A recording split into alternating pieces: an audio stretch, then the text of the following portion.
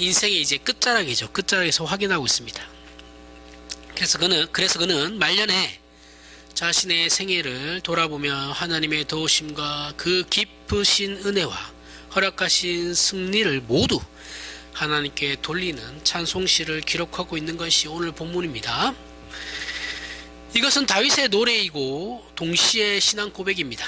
하지만 이 신앙 고백은 다윗 개인에게만 허락된 것이 아니고 이스라엘 전체가 받아들인 이스라엘의 신앙 고백이자, 왜냐하면 이게 시편에 넣었다라는 이유는 본인들도 거기에 동의한다라는 거니까요.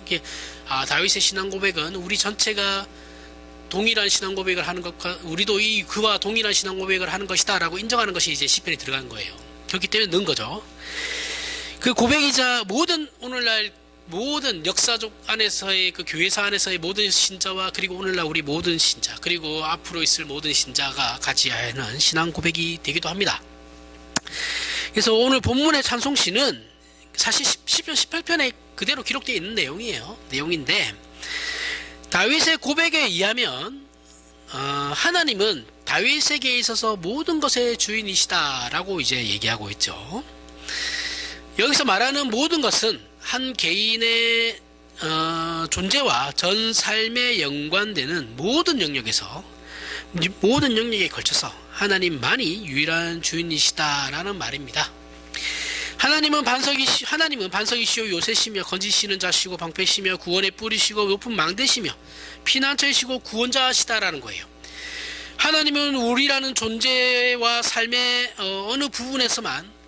특정한 어느 부분에서만 하나님이 되시는 것이 아니고 온 우주와 온 역사와 온 인류와 그리고 우리의 전 개인에 있어서 그 운명들의 주인이시다라고 이제 고백하고 있는 것이죠.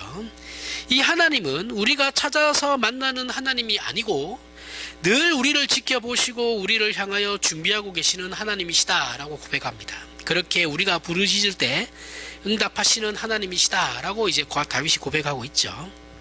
그리고 이 응답은 우리의 영적인 것과 현실에서의 모든 재난과 환난과 곤란과 절망과 난관을 근본적으로 해결해 주시는 응답입니다. 우리 하나님은 그런 힘과 능력과 의지와 열심을 가지고 계신 분이다라는 것이죠. 이것이 본문 6절에서부터 16절에 이렇게 표현되고 있어요. 내가 환난 중에 여호와께 아뢰며 나의 하나님께 아뢰었더니 그가 그의 성전에서 내 소리를 들으시며 나의 부르짖음이 그의 귀에 들렸도다. 이에 땅이 진동하고 떨며 하늘의 기초가 요동하고 흔들렸으니 그의 진노로 말미암음이로다. 그의 코에서 연기가 오르고 입에서 불이 나와 사름이여 그 불 속에 숯이 피었도다. 그가 또 하늘을 들이우고 강림하시니 그의 발 아래는 어두컴컴하도다. 구름을 타고 나르시며 바람 날개 위에 나타나셨도다.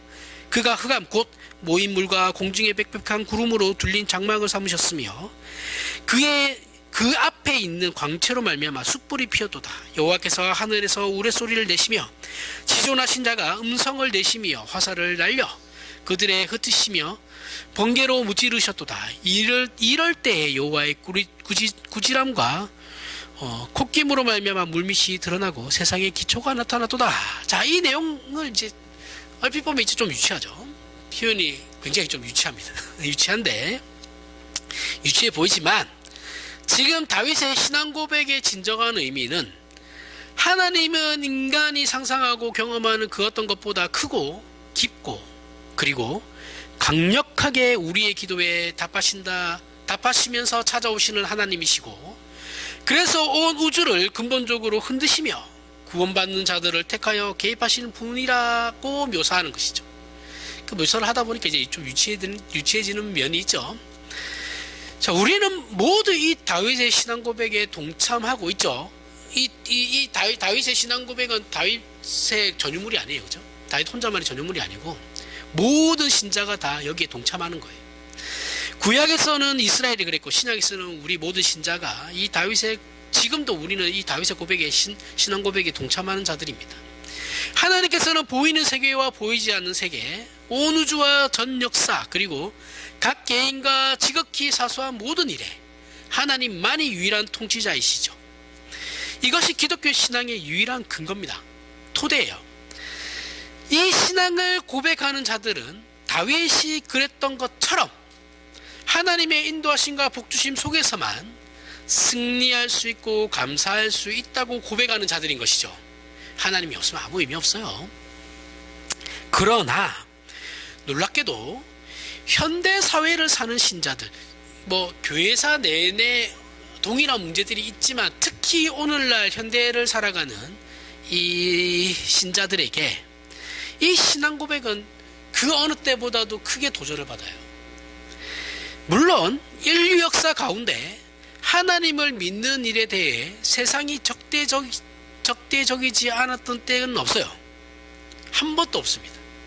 늘 그랬어요. 늘 중세 시대 때 기독교가 전 유럽을 지배했다 한들 그 안에 그 기독교 그 천주교가 제대로 돌아가지는 않았죠, 그렇죠? 부패했잖아요, 그렇죠? 늘 적대적이었어요. 진정한 진리에 대해서는 정치적으로나 물리적으로나 사회적으로나 늘 반대해 왔고 박해해 왔습니다. 만약에 본인들이 틀렸고 잘못됐다라는 걸 알면 종교개혁이 일어났을 때 루터가 그렇게 95개조 반박문을 썼을 때 교회가 그렇게 박해하지는 않았겠죠, 그렇죠? 그러니까 지네들 잘못한 게 없다 이거예요. 하지만 인류 역사상 오늘 현대 사회만큼 그랬다 한들 지금 이 시대만큼, 지금 우리가 살아가는 이 현대만큼 하나님을 인정하지 않는 시대는 없었습니다. 그죠? 참으로 교묘하게 이 신앙을 잠식시켜요. 잠식하고 변절시키는 시대는 역사상 없었어요. 물리적으로 어떤 핍박과 박해는 없어졌죠. 그 대신 그거보다 한 1000배, 10,000배 교묘하게 우리의 어떤 신앙적인 우리의 신앙 진리를 잠식시키고 있는 게 지금 시대입니다. 지금 우리 신자들은 자신의 신앙이 근데 문제가 이거예요. 문제가 자신의 신앙이 세상에 잠식되고 있다는 것조차도 인식하지 못한다라는 게 큰 문제예요. 옛날 같으면 눈에 보이거든요. 쟤네들이 우리를 박해하는구나. 그죠? 쟤네들이 우리를 핍박하면서 괴롭히는구나 이라는 게 눈에 보여요. 근데 지금 시대는 그렇지 않습니다. 그래, 너 기독교, 너네도 기독교 종교, 불교도 종교, 다 종교죠, 그렇죠? 다 종교니까 그래 다 인정해 줄게. 종교의 자유가 있으니까 다 인정해 줄게 하면서 그 안에서 이제 세상의 어떤 가치들이 잠식기에 들어와 있는 것이죠. 그 자본주의가 되면서 더 심해졌어요. 이거는 교회 안에서도, 교회 공동체 안에서도 돈이 왕이죠. 예수님 없어요. 돈이 최고입니다. 돈 있는 사람이 그래서 교회 공동체 안에서도 최고예요. 그죠? 오늘 한국 교회 아니라고 생각하지 마십시오. 어느 교회나 가도 돈 있는 사람들이 다 교회 안에서 목소리 제일 커요. 자기 헌금 많이 한다. 그럴 거면 그 사람, 저 같으면 그런 헌금 안 받아요. 그냥 적당히 다른 사람들 하는 것만큼만 해. 그리고 조용히 해, 제발 좀. 입 열지 마. 제가 담임 목사면 그렇게 해요.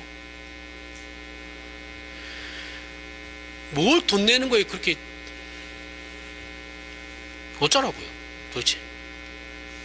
그럼 자기가 목사하던가.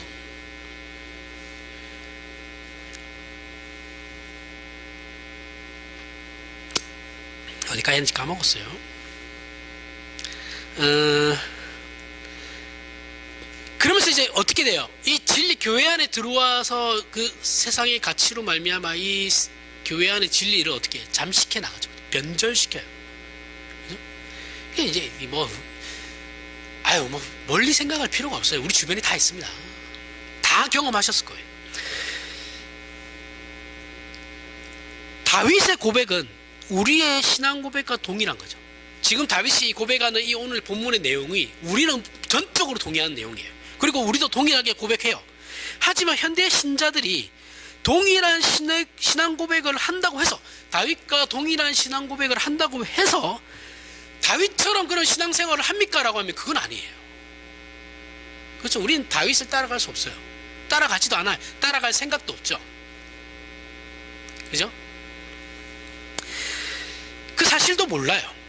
왜냐하면 우리도 동일한 그 사실을 모르는 이유는 또 뭐냐? 그러면 따라갈 생각도 안 하고 따라가지도 않지만 따라가지 않는다라고 인식하지도 못하는데 그 이유는 뭐겠어요? 나도 동일하게 신앙 고백을 하고 있다라고 생각하니까, 아니 다윗도 그 고백을 했고, 그래 그 다윗의 고백에 나도 동의한다니까요. 저도 그 고백을 따라가고 있어. 그 고백을 할 거에 그 고백이 맞다고 동의하고 나도 그 고백을 그대로 하고 있습니다라고 생각하고 있기 때문에, 다윗의 신앙 그 고백과 다윗의 생활의 그 일치를 나도 쏟고 있는 거죠. 스스로에게 안 따라가면서 따라가고 있다라고 생각하는 거예요. 개혁파 신학을 한다라고 얘기하면, 이게 쉬운 예로 들으면 개혁파 신학이 있잖아요, 그죠? 칼빈주의가 있어요. 근데 이 칼빈주의를 자기는 따른다고 생각을 해요. 근데 실질적으로 그 목사가 하는 행위나 어떤 예배 형식이나 뭐 신앙에 대한 전반적인 어떤 것들을 얘기하다 보면 칼빈주의하고 전혀 상관이 없어요. 근데 자기는 칼빈주의라고 하고 있어. 이게 문제, 이런 거예요. 그러면 그 사람도 그렇고 우리도 그렇다라는 거죠. 우리도 다윗이 지금 고백하고 이 내용에 우리가 전적으로 동의하고 있는데, 말은 하고 있는데 그 다윗이 그 행했던 삶은 살지 않습니다. 그죠? 그런데 살고 있다고 생각하고 있어요. 왜요? 나도 동일한 신앙 고백을 하고 있으니까. 이 동일한 신앙 고백이라는 게 뭐예요? 하나님만이 가시적이고 불가시적인 세계, 온 우주와 역사를 통틀어 각 개인의 존재와 영혼과 인생과 그 운명의 유일한 주인이라는 사실, 이거는 우리가 다 부인하지 않아요. 그죠? 모두가 다 가지고 있는 신앙 고백입니다.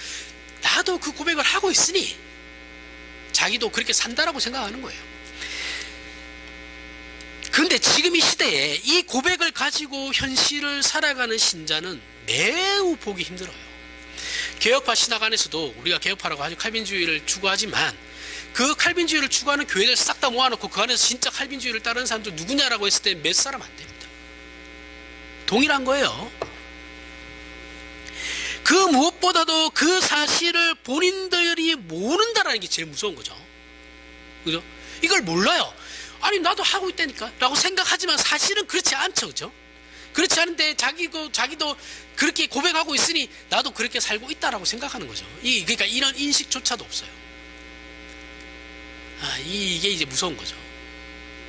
그러니 어떤 말을 해줘도 안 들어갑니다, 귀에. 아니 나도 그렇게 하고 있다니까. 핑계만 만들어지고. 이게 이제 오늘 본문이 우리에게 가르치는 거예요. 세상은 이미 수세기 전부터 기독교를 더 이상 지적적이거나 물리적인 방법으로 공격하고 있지 않아요. 그죠? 기독교가 더 이상 뭐 특별히 어떤 이슬람 국가나 이런 특정 종교를 국가의 국교로 삼고 있는 나라의 기독교가 아닌 그 종교를 믿는 나라가 그걸 국교로 삼고 있는데 그 안에 기독교가 들어가면 핍박을 받긴 하죠. 그죠? 이슬람 국가 같이. 근데 그걸 제외하고는 어느 나라도 요즘은 종교의 자유가 다 있습니다. 다 있죠. 그죠? 그래서 어느 나라를 가도 뭐 기독교인이라고 해서 특별히 핍박받는 경우는 잘 없어요. 그건 이제 이미 수세기 전에 그런 일들이 일어나서 이제 더 이상 물리적으로 공격받지 않습니다. 다른 것이라는 게 그래서 어떻게 공격하고 있냐면 다른 방법으로 공격을 해요.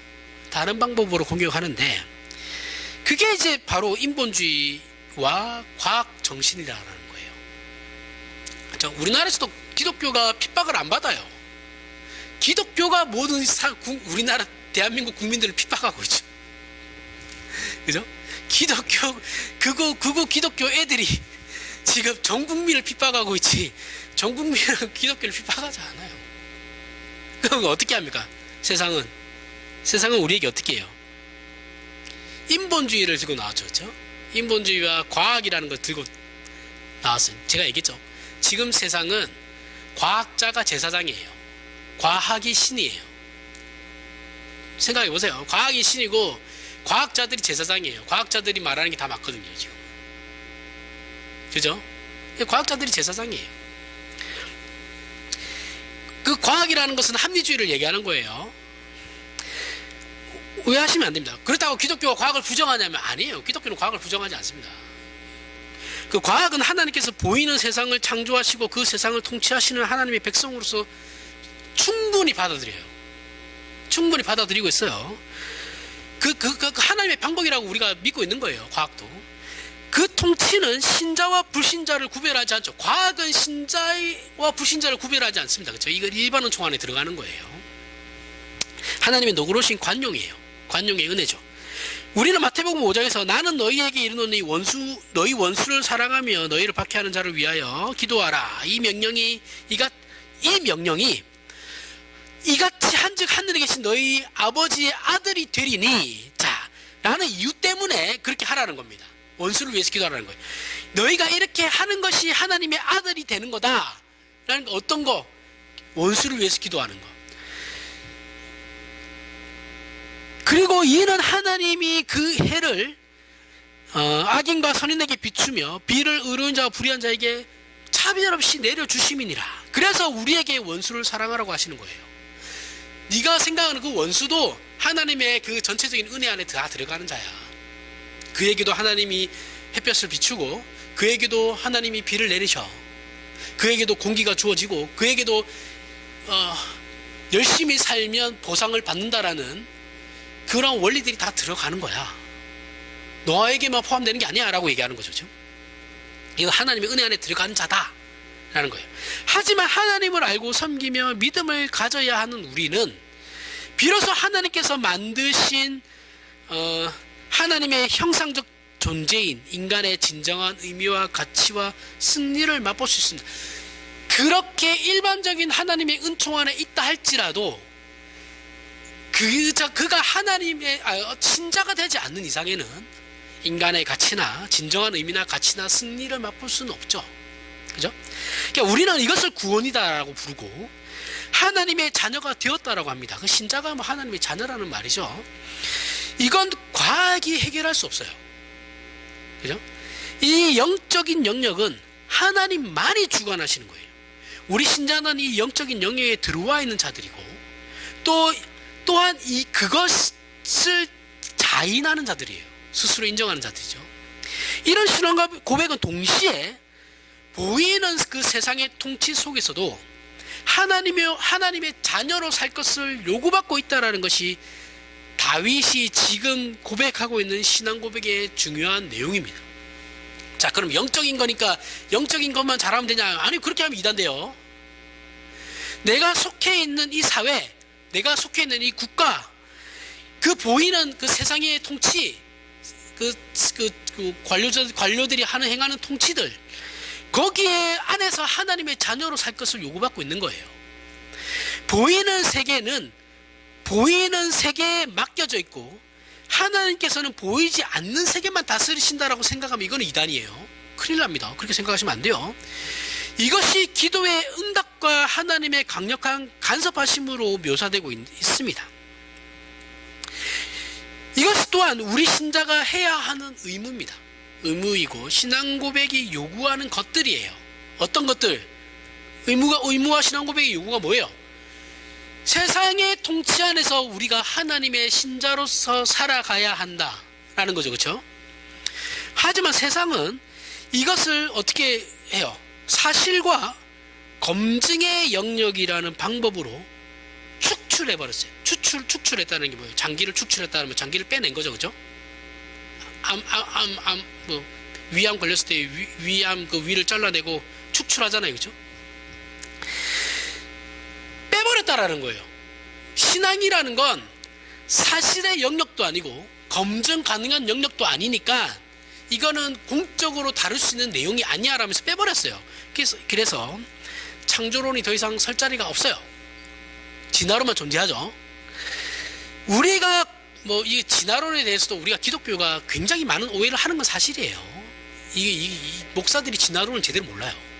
그러니까 이상한 진화론, 그러니까 세상에서도 인정하지 않는 진화론을 지금 기독교가 계속해서 얘기하고 있거든요. 그거는 세상도 인정하지 않아요. 그러니까 공부를 하셔야 돼요. 지금 목사들이 얘기하는 그 진화론은 세상에서조차도 인정 못 받는 진화론이에요. 다윈이 얘기하는 진화론은 다른 거예요. 우리는 이거 나중에 시간 되면 자세히 설명해 드립니다. 여기서부터 시작부터, 그러니까 저들이 우리를 무식하다고 얘기하는 거예요. 무식해서 쟤네들하고는 말도 하면 안 된다라고 얘기하는 거예요. 말이 안 통하니까. 야, 그거는 우리도 아니다라고 믿는다니까. 우리가 얘기하는 그게 아니야, 다른 거야 라고 얘기하는 거거든요. 이게 미치고 환장하는 겁니다. 이거 얘기하면 끝도 없어요. 이 목사들의 무식함은 정말 끝을 날립니다.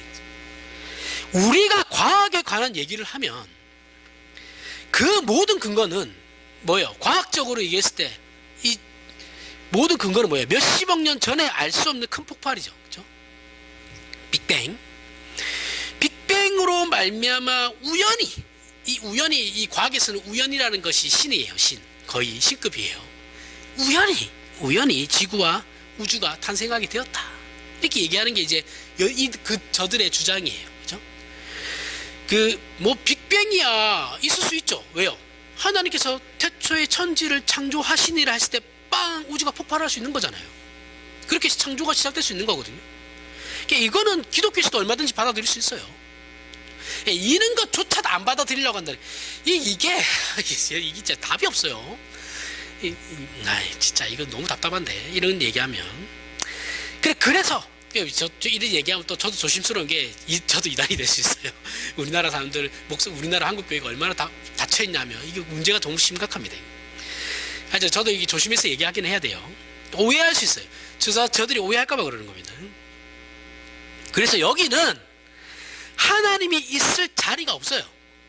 우연히 일하는 거니까. 우연히 신이라니까요.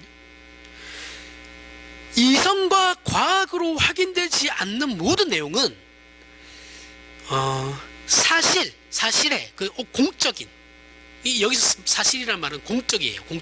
공적인 그런 영역에서 다 쫓겨났습니다. 지금 사회가 그래요. 현대사회는 그래요. 현대사회 특징이에요.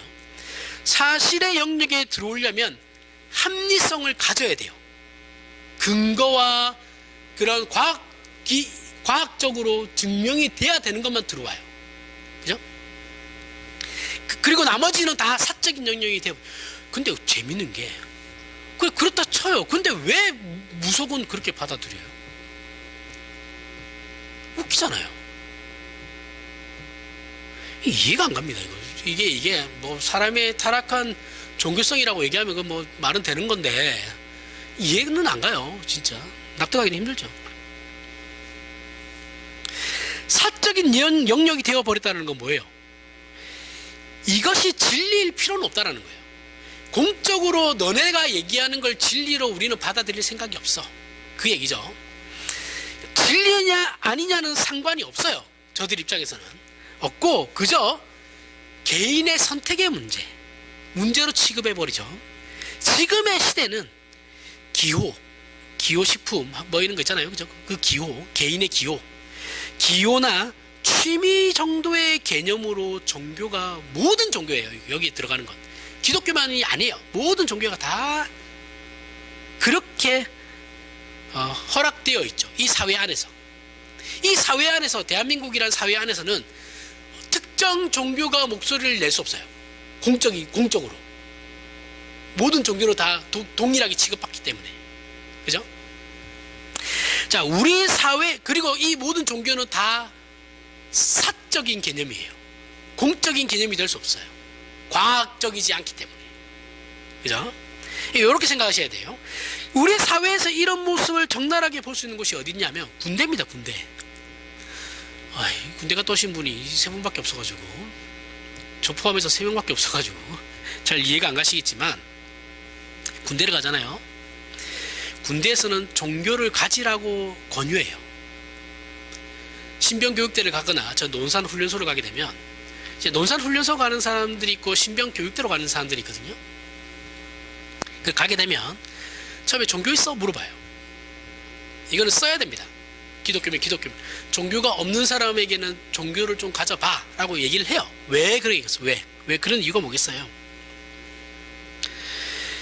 한 개인의 능력과 책임보다 더한 것을 요구받는 것이 군인이에요. 자, 한 개인의 능력, 책임보다 더한 것이면 뭐겠어요? 살인을 합법적으로 할 수 있는 게 군대예요. 군대는 그 나라에서 유일하게 폭력을 합법화하는 곳입니다. 그죠? 전쟁이 일어나면 사람 죽여야 되니까. 그리고 또 군인이 적군을 죽였다고 해서 법적인 처벌을 안 받죠. 합법적인 거니까. 그죠? 그러니까 내 개인의 그 능력보다 더한 것을 요구받죠. 살인을 해야 되니까. 내가 원하지 않는다고 해서 그 뭐 여호와의 증인처럼 집총 안 한다는 게 총을 들지 않는다라는 거거든요.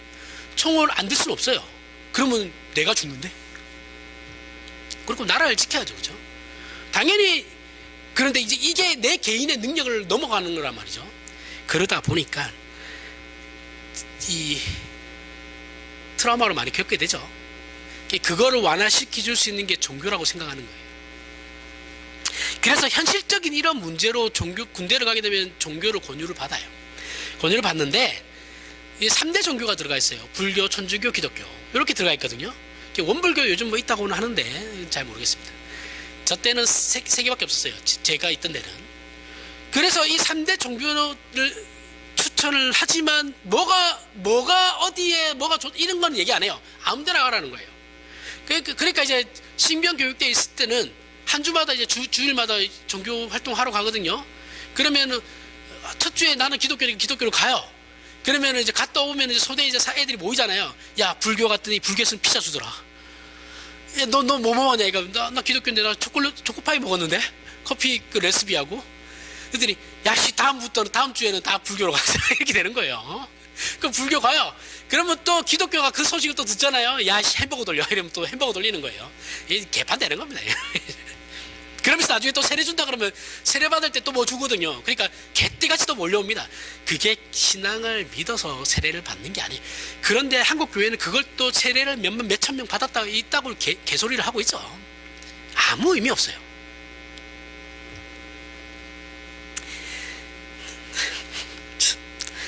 종교는 상관없어요. 어떤 종교든 종교를 가진다라는 게 중요하다고 생각하니까. 왜 이런 얘기를 하느냐 하면 우리 신자가 저들과 별 차이가 없기 때문에 그런 거예요. 신자라고 하는 사람들이 저 세상의 사람들과 아무런 차이가 없으니까. 우리의 신앙은 믿는다는 사실과 우리의 신앙 고백이 성경의 요구와 같다라는 것 외에 다른 모든 면에서는 신자의 책임들은 외면당하고 있어요. 그죠? 내가 성경이 요구하고 있는 그 신앙 고백을 하고 있어라는 것만 갖고 그 외에 나머지 내 삶은 다 외면하죠. 신자로서의 그 모든 삶, 책임, 의무.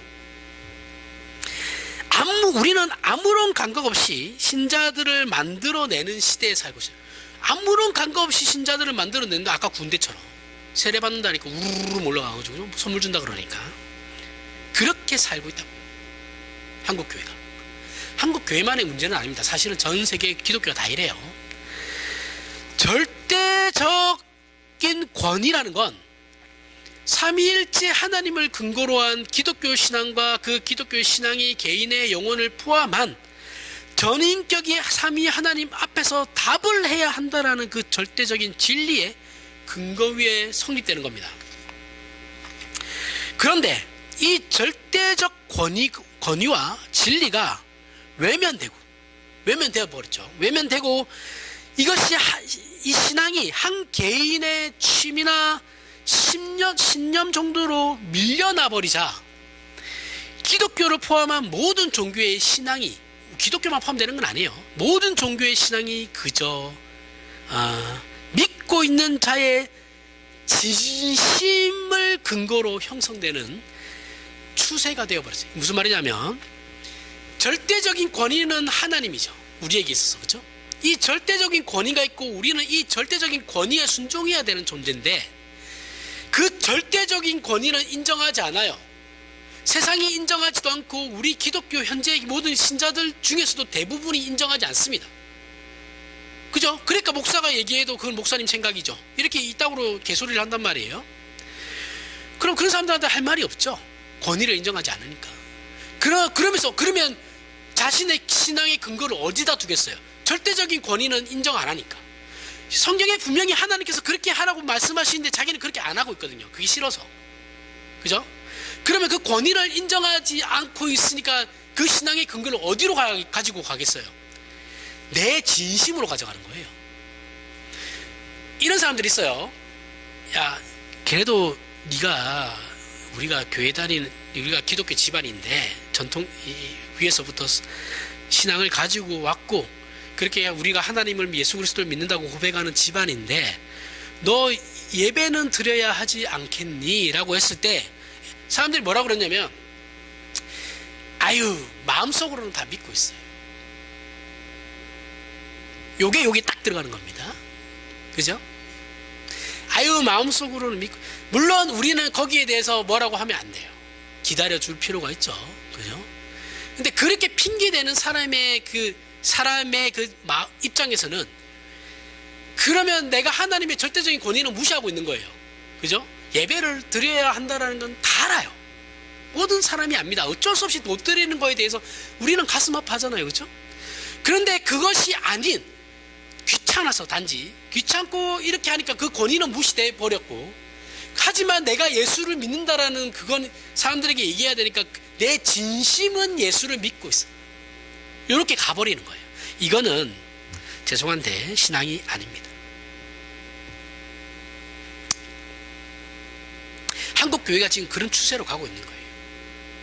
같은 교회 안에 있는데, 같은 교회 안에 있고 목사가 같은 내용을 가르치는데도 어떤 사람들은 저게 마치 하나님의 말씀이시, 난 저렇게 살아야지 하는 사람들이 있고, 저걸 어떻게 저렇게 살아? 이렇게 하는 사람이 있어요. 에이, 목사님 생각하고 내 생각하고 다르지. 다를 수는 있어요. 뭐 그걸 가지고 시비 걸 생각도 없고 그렇게 할 생각도 없어요. 제 설득력이 부족하다고 생각하죠.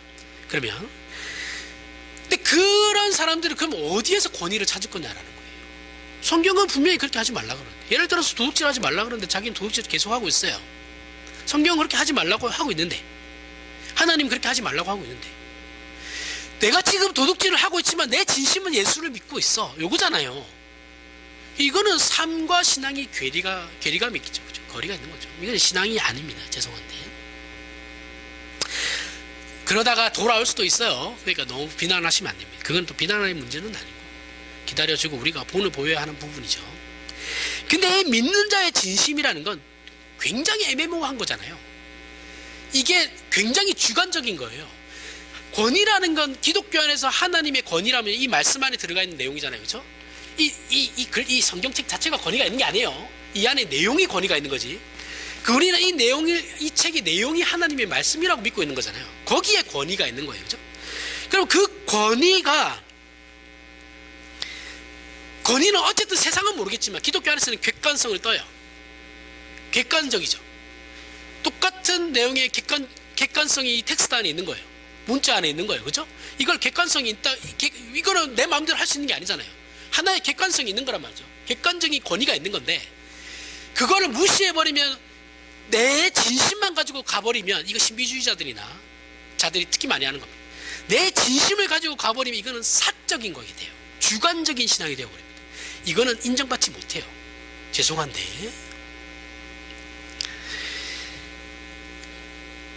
내 개인의 어떤 한 개인의 신심, 그 신심, 그게 자기 신앙의 근거이고 내용이 되어버리면 다원주의화 됩니다. 교회가 니도 맞고 니도 맞고 니도 맞고 니도 맞고. 아니에요. 교회 안에서는 진리에 관한 문제는 옳고 그름의 문제가 분명히 존재해요. 그죠? 그러다고 해서 우리가 정죄하거나 비판하지는 않죠. 왜냐하면 그도 하나님이 나중에는 변화시킬 거라고 믿고 있는 거니까, 우리가. 하지만 옳고 그름이 없는 건 아니에요. 그죠? 이게 지금 현대 교회의 가장 심각한 문제예요. 전도가 안 되는 이유가 여기 있어요. 지금 여러분 개척해가지고 개척하라고 하면 자살하라는 소리예요. 너 왜 개척 안 해? 그런 말을 저희 노예도 그러는데 쉽게 해요. 너무. 자기네들이 책임져 줄 거예요? 예? 자기네들이 그러면 지원을 해줄 거예요? 후배 목사들이 개척 못하는 거 네 열정과 열심이 부족해서 그런 거 아니에요. 다 개척하고 싶어 해요. 안 된다니까요. 지금은 개척할 수 있는 시대가 아니에요. 다 본인들은 다 또 이런 얘기하면 또 할 말이 굉장히 많은데 이건 안 하겠습니다. 안 돼요. 책임질 수 없는 말들을 그렇게 함부로 하시면, 그리고 막말로 개척은 노예서 해줘야지 왜 그 개인에게 시킵니까? 우리는 보이는 세계와 보이지 않는 세계를 포함한 우주와 역사의 주인이 하나님이시고, 그 하나님께서 목적을 가지고 계시며, 그 목적이 우주와 역사와 각 개인의 영혼의 운명을 결정한다는 것을 고백하는 자들이에요. 그죠? 우리가 우리의 신자된 존재와 삶의 영역에서 어느 한 부분인들 하나님과 분리되거나 하나님과 상관없는 생각들을 하며 살 수 있겠냐고요.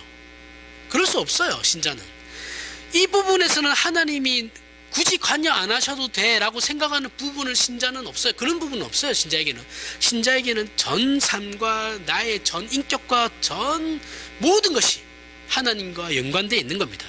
원리적으로 그럴 수밖에 없어요. 하지만 오늘날 기독교 신앙은 이 현대성, 이걸 이제 현대성이라고 하죠. 현대성 또는 다원주의적 세속성에 깊은 영향을 받고 있습니다. 그 대표적인 증거로 나타나는 것이 뭐예요? 오늘날 우리 어렸을 때 제가 20년 전으로만 생각해보죠. 20년 전하고 지금의 한국교회만 생각해도 달라요. 완전 다릅니다. 신자들끼리 아무런 관계가 없어요. 지금은. 그죠? 아무런 관계를 형성하고 하지 않아요. 같은 교회 공동체에서도 신앙생활을 함께 한다라는 건 대단한 인연이죠. 그죠? 어떻게 그 넓고 넓은 땅 중에, 어떻게 그 많고 많은 교회 중에 우리 운국교회에 와서 운국교회와 같은 운명, 같은 신앙 공동체, 이 운명 공동체가 된, 이거는 그렇게 막 대단한 인연입니다. 하나님께서 함께 묶어 주신 것이기 때문에 그런 거예요. 성경적으로 말하면 세상의 혈연이나 부부관계보다 사실은 이 신앙 공동체가 그 긴밀하게 연합이 되어야 되는 거예요. 가정을 무시하라는 게 아니고 그만큼 우리가 갖고 와야 돼. 이 말 그대로 식구예요. 식구. 밥을 같이 먹는. 그죠? 이게 교회 공동체입니다. 우리 교회 공동체를 너무 쉽게 생각하는 경향이 있습니다. 뭐 우리 교회도 이런 게 있는 것 같아요. 뭐 배우지 않았으면 모르는 게 당연하죠. 그런데 우리가 교회당에 오면서 같은 신앙의 동지들을 만나는 기쁨으로 나온 적이 있냐라는 거예요. 교회당에 오면서 예배하러 오면서, 야, 오늘도 이런 사람도 보고 저 사람도 보겠구나. 아, 좋다. 이렇게 생각하면서 교회당에 나온 일이 평생에 몇 번이나 있으세요? 없어요. 그죠? 잘 없습니다. 이건 잘 없어요. 처음에는 신앙이 생겼을 때 재밌어서 오죠. 그 다음부터는 좀 알고 나서부터는 힘들어서 안 해요. 그죠? 귀찮고. 그래서 어떻게 합니까? 지금은 숨으려고 그래요. 대형교회로 가죠. 숨기 좋은 데가 대형교회잖아요. 그래서 작은 교회로는 가지 않습니다. 작은 교회는 딱 오면 새로운 사람이 딱 눈에 너무 띄니까 관심 가지는 것에 대해서 되게 부담스러워하죠. 그래서 현대성이 이것이 이제 현대성이 교회 공동체에 미친 대표적인 영향이에요. 악영향입니다. 뭐 저는 없냐 그러면 아니요, 저도 있어요. 이런 마음이 있어요. 저도 막 사람 부적부적 되는 거 별로 안 좋아하거든요. 그런데 대형교회를 가도 이제 문제가 뭐예요?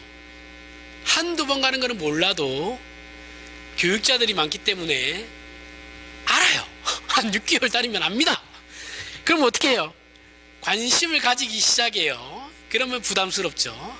그래서 6개월마다 옮기시는 분들도 제 주변에는 있어요. 내가 미친놈이라고 하는데 말을 안 듣습니다. 너 그러면 그따위로 신앙생활하면 안 된다고 얘기하지만 안 돼요. 어쨌든 그러면은 어쩔 수 없이 등록하라고는 얘기를 이제 계속 권면받다 보면 어쩔 수 없이 해요. 하는데 조건을 달죠. 신방은 안 됩니다. 그죠? 신방 오는 건 부담스러워요. 신방을 빼주시는 걸 조건으로 등록하되 적어요. 신방은 안 됨. X. 그러면서 이제 등록해주죠. 해주는 거예요. 진짜 해주는 거. 그런 사람들 나중에 분명히 문제 일으킵니다. 참고로 설득시킬 자신 없으면 등록을 안 받는 게 맞아요. 지금 우리의 신앙생활이라는 건 어쩌면 주의를 지키는 것, 조금 더 열심을 내면 사회생활하면서 기독교와 연관된 무엇인가를 하는 것, 요게 이제 교회에만 있는 것이 내 신앙을 가두어 놓는 게 아니고 그나마 한 발짝 이제 전진해서 사회생활을 하면서 기독교와 연관된 어떤 활동을 하는 거예요. 그죠? 그게 무엇인가를 하는 것, 그렇게 무엇인가를 하는 것. 여기에서 조금 더 나가면 뭐예요? 우리가 기도를 하는 것, 전도하는 것 정도가 이제 우리가 생각하는 신실한 신앙생활이라는 거예요. 하지만 사실 신자가 된다라는 것은 어느 한순간 어느 한 사건에서도 하나님의 자녀라는 의무와 생각에서 벗어날 수 없는 겁니다. 우리는 그 자그마한 일을 하는 것으로 하나님의 일을 다 했다라고 생각하지만 아니에요. 우리는 전 삶이, 우리의 전 인생이 하나님과 연관이 된 거라니까요. 여러분도 화장실 가는 동안도 하나님과 연관되어 있는 거예요. 막말로. 그 의무와 생각에서 벗어날 수 없어요. 삶의 모든 정황, 모든 경우, 모든 형편에 대해 늘 하나님 앞에 우리는 도움을 구해야 하는 자들입니다. 기독교 신앙 고백이 가지는 요구예요. 우리 기독교 신자들마저도 이 사실을 놓치고 있으니까 교회 공동체 안에 우리 신자들에게조차 세상이 가지는 허망함이 들어와 있다라는 사실을 우리는 알아야만 합니다. 우리는 교회당에 나오면서 허망해요. 허무하게 생각하고. 이게 심각한 겁니다. 세상이 가지는 허망함, 즉 인간에게 필요한 진리, 생명, 권위는 쫓아내고 보이는 물질 세계와 그 법칙 밖에 허용되지 않는 바람에 생겨난 그 값없음. 진리는 쫓아내고 생명은 쫓아내고 권위는 쫓아냈고, 그죠? 외면하고 있으니까. 그러면서 보이지 않는 세상의 그 법칙들, 성공, 돈, 명예, 권력, 그런 것만 쫓아가고 있죠. 그것에 대한 그 값이 없는 거죠. 그거는. 값없음과, 그래서 그들의 신앙이, 우리의 신앙이 가난하죠. 그 가난함이 무엇을 만들어내는지를 우리가 확인해야 된다는 거죠. 세상의 절대 기준과 절대 가치를 몰아냈어요. 세상에는 절대적인 건 없죠. 상대적인 겁니다. 무조건 상대적이에요.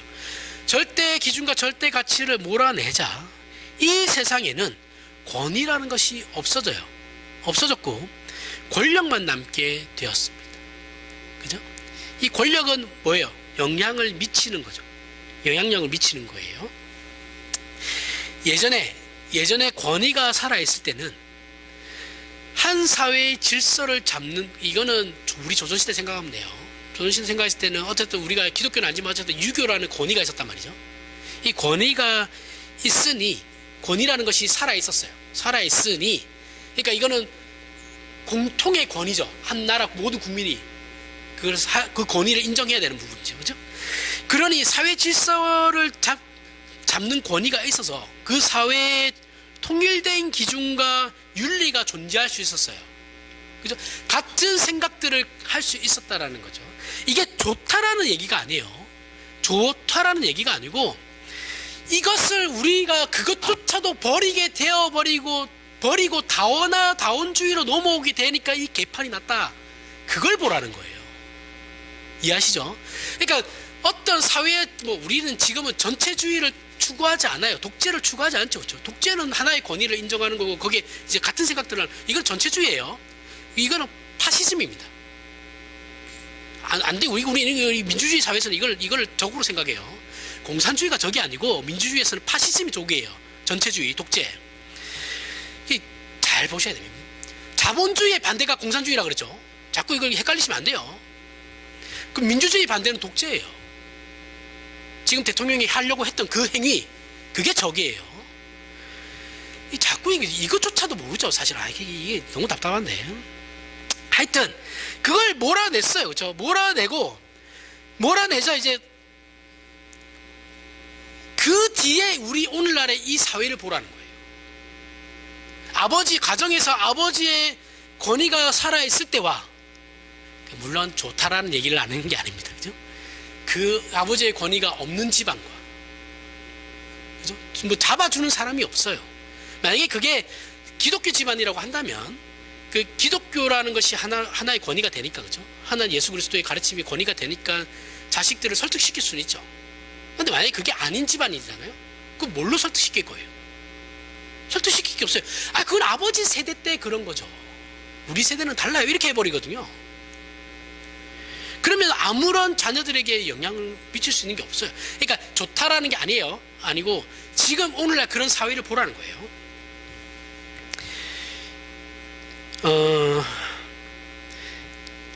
아무런 영향력을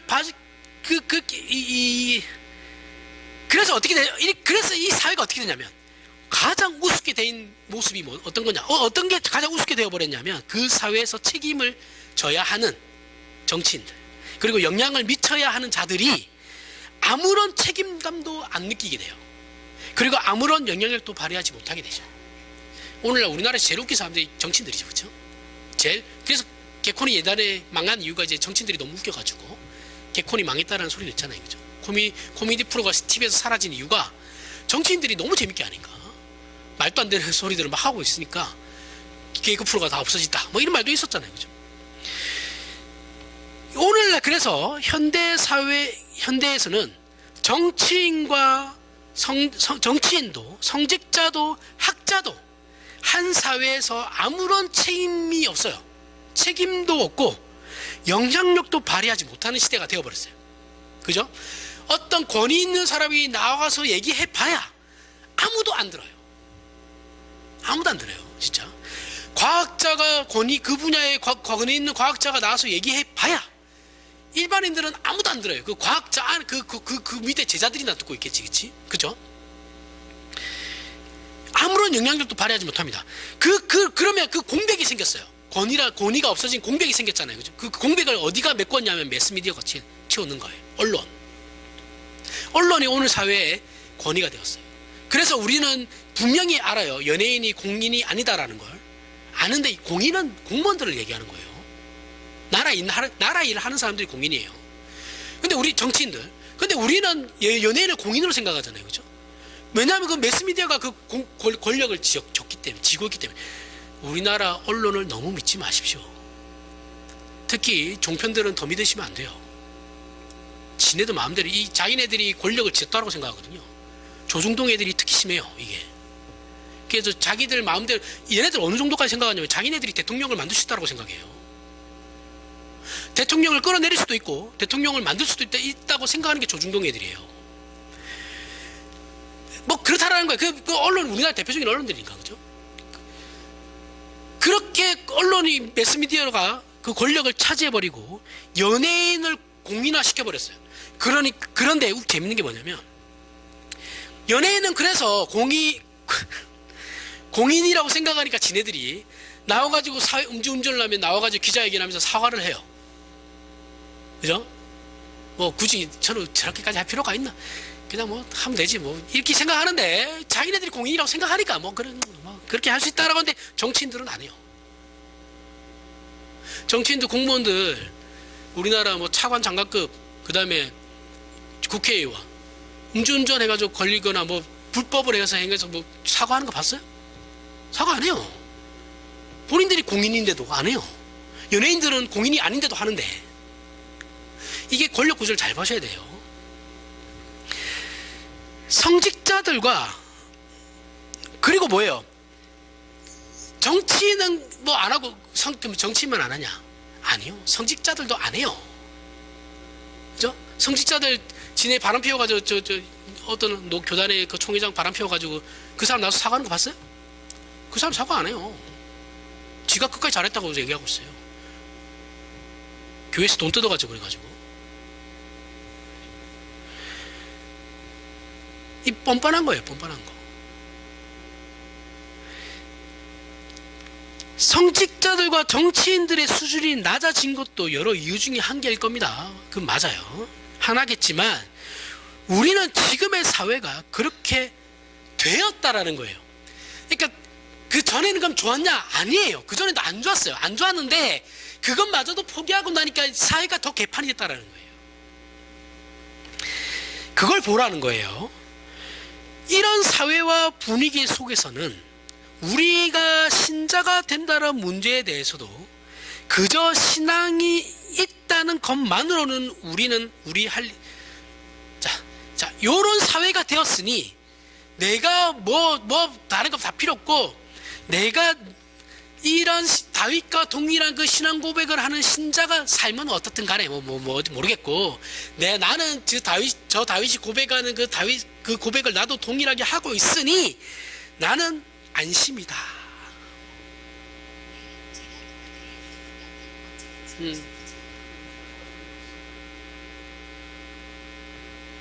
나는 내 할 일 다 했다. 그러면서 예배 드리러 와주죠. 그죠? 이게 우리입니다. 지금 한국교회예요.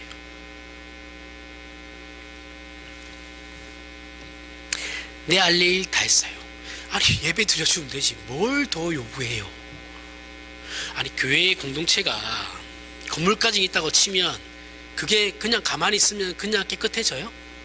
그냥 유지가 돼요? 아니잖아요. 그죠? 예배만 드려주면 끝이 아닌 거잖아요. 물론 그거는 이제 우리 공동체에 대한 얘기고 하나님 앞에서의 어떤 자신이 그러면 희생도 할 생각도 없고 이 사람을 헌신할 생각도 전혀 없는 거잖아요. 그 신앙이 무엇인지를 모르는 거잖아요. 예배 드려주면 됐잖아요. 자기는 그렇게 생각해버리니까. 우리는 마땅히 하나님 없이 살고 말이 안 되는 가치와 주장을 해대며 답이 될 수 없는 것들을 가지고 지금도 속이고 있는 이 세상 속에서 빛을 발견하고 참된 길을 알며 참된 의미와 가치와 승리와 자랑을 소유하게 된 자들의 동지로서 그 동력자된 기쁨과 격려와 나눔이 이 교회라는 이 신앙 공동체라는 이 운곡교회라는 신앙 공동체 안에서 당연히 쏟아져 나와야 하는 것인데 우리 교회만 그런 건 아니에요. 그런 게 없어요. 그렇죠? 한국 교회를 보세요. 어느 교회를 가도 그런 건 없습니다. 우리는 이제 설교 들으면 우리 자신이 하나님 앞에서 서 있다라는 생각으로 설교를 듣지 않죠. 그죠? 이건 저도 마찬가지예요. 내가 설교를 듣잖아요. 그러면 그 설교를 저 목사 말 잘한다. 저 목사 설교 잘하네. 이렇게 생각해. 하지. 내가 그 말씀 앞에 서 있다라는 것, 제가 기도할 때 늘 강조하는 것 중에 한 개잖아요. 그렇죠? 늘 빼먹지 않고 하는 기도 내용으로 들어가는 게 우리가 하나님 앞에 말씀 앞에 서 있다라는 거예요. 근데 우리는 이걸 그냥 말로만 그렇게 해버리고 그렇게 생각하지 않아요.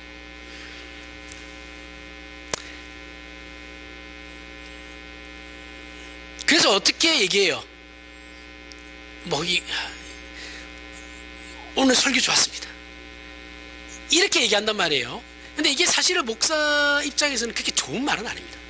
그러니까 이제 좋았다라고 하니까 다행이다라고 생각은 드는데 다른 면으로 어떻게 생각해 보면 이게 내가 설교 평가받으려고 앞에서 설교하는 것은 아닌데라는 생각이 들거든요.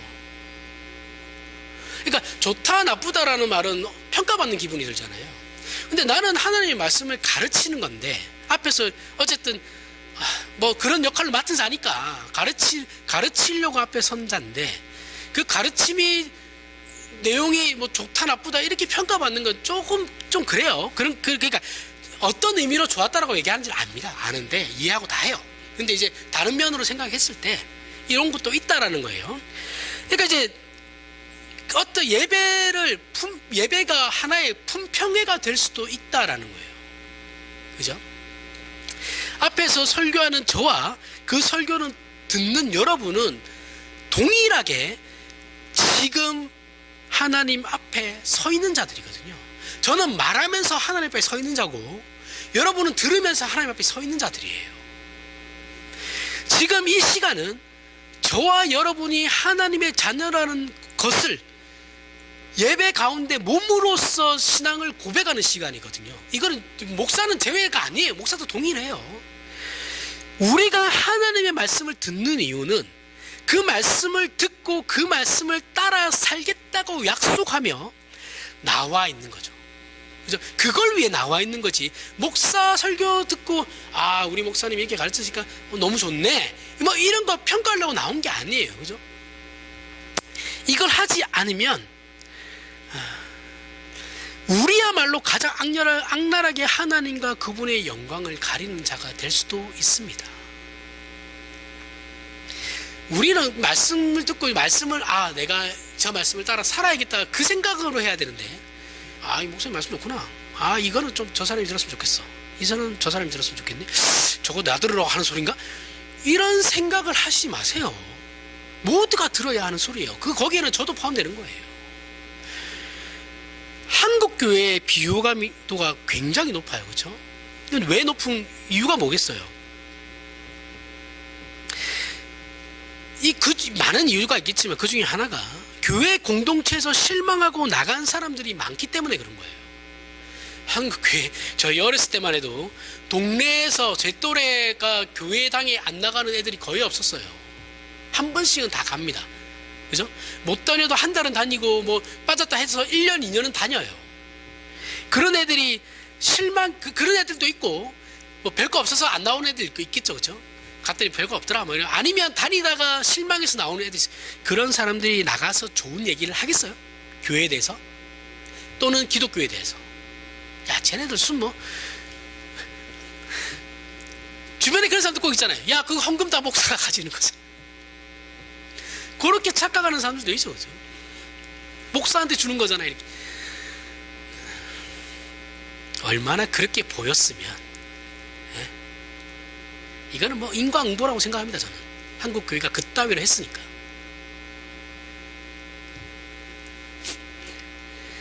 그 많은 사람이 실망하고 나갔는데 뭔 좋은 얘기를 하겠어요? 절대 안 하죠. 당연한 겁니다. 거기에 오늘날 한국 교회 성도들은 이게 그러면 나간 사람만 문제냐? 아니에요. 교회 안에 있는 사람도 마찬가지예요. 교회를 서비스업으로 생각해요. 삼성전자 서비스 업체가 아니에요. 교회는.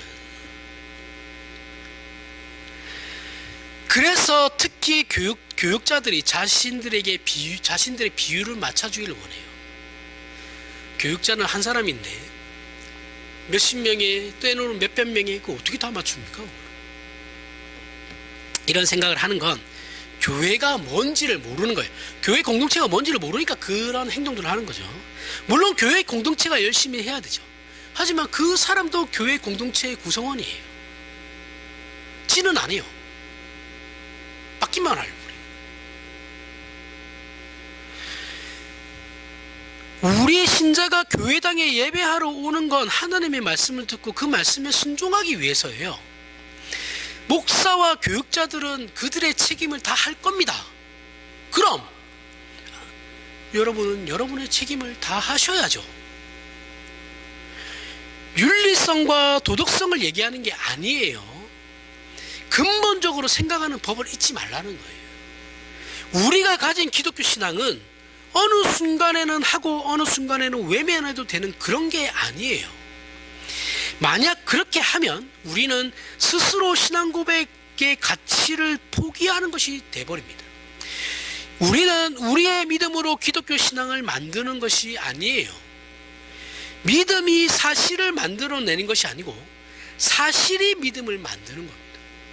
우리의 믿음이 하나님을 감동시키는 것이기 이전에 하나님께서 우리를 먼저 찾아오시는 그 사실이 우리에게 믿음을 허락하는 겁니다.